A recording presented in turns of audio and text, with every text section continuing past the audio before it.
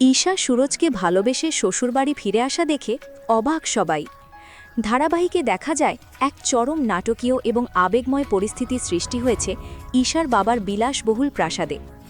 অহংকারী বাবা তার মেয়ে ঈশাকে কঠিন শর্ত দিয়েছেন যে সেই যদি তার পুরনো জীবনে ফিরে আসতে চায় তবে তাকে সবার সামনে হাঁটু গেড়ে বসে ক্ষমা চাইতে হবে।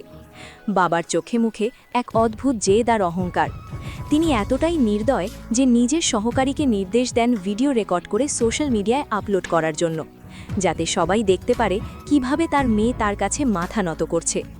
কিন্তু ঈশার চোখে আজ আর কোনো ভয় বা অনুশোচনা নেই, বরং সেখানে রয়েছে এক অন্যরকম আত্মবিশ্বাস আর সত্যকে মেনে নেওয়ার অদম্য সাহস। সে স্পষ্ট জানিয়ে দেয় যে সে এখানে ক্ষমা চাইতে আসেনি, বরং চিরকালের জন্য বিদায় নিতে এসেছে। ঈশা তার বাবাকে ধন্যবাদ জানায় এই কারণে যে বাবা তাকে শাস্তি দেওয়ার জন্য সুরজের মতো একজন তথাকথিত গুন্ডার সাথে তার বিয়ে দিয়েছিলেন। কিন্তু বাবার দেওয়া এই শাস্তি আজ ঈশার জীবনের সবচেয়ে বড় আশীর্বাদ হয়ে দাঁড়িয়েছে। ঈশার এই কথাগুলো শুনে উপস্থিত সবাই হতবাক হয়ে যায়।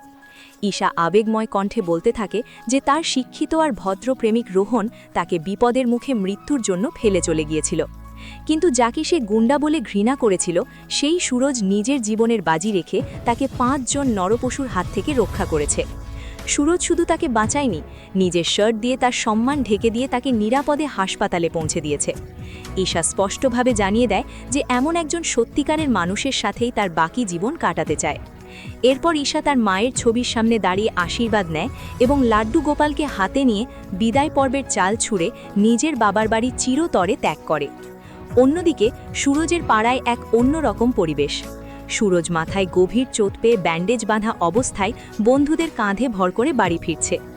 বন্ধুরা তাকে নিয়ে কথা বলছে আর সুরজ মনে মনে ভাবছে যে ঈশা হয়তো এতক্ষণে তার বাবার কাছে ক্ষমা চেয়ে নিজের পুরনো বিলাসবহুল জীবনে ফিরে গেছে।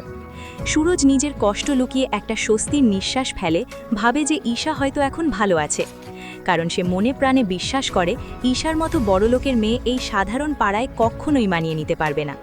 তবে থেমে থাকে না গল্পের চমক। ঠিক সেই মুহূর্তে গলির মুখে এসে দাঁড়ায় স্বয়ং ঈশা, পরনে অত্যন্ত সাধারণ সালোয়ার কামিজ আর হাতে তার প্রিয় লাড্ডু গোপালের মূর্তি।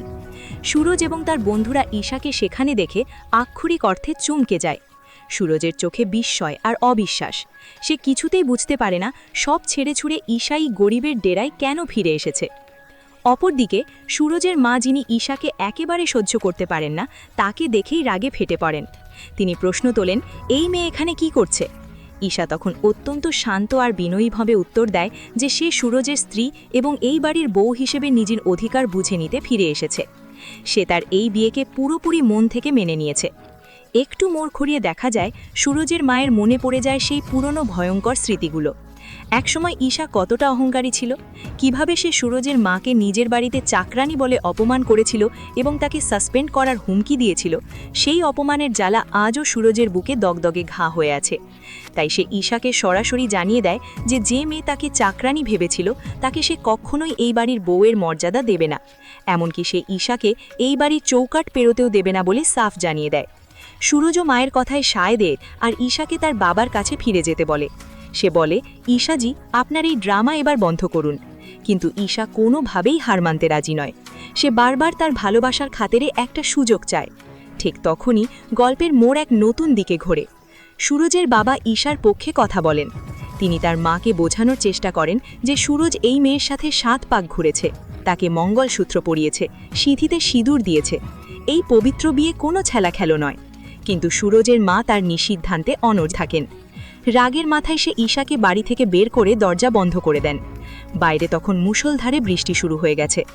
ঈশা তার লাড্ডু গোপালকে নিয়ে সেই অবিশ্রান্ত বৃষ্টির মধ্যেই ঠায় বসে থাকে। তার চোখে জল, কিন্তু মনে অটল বিশ্বাস।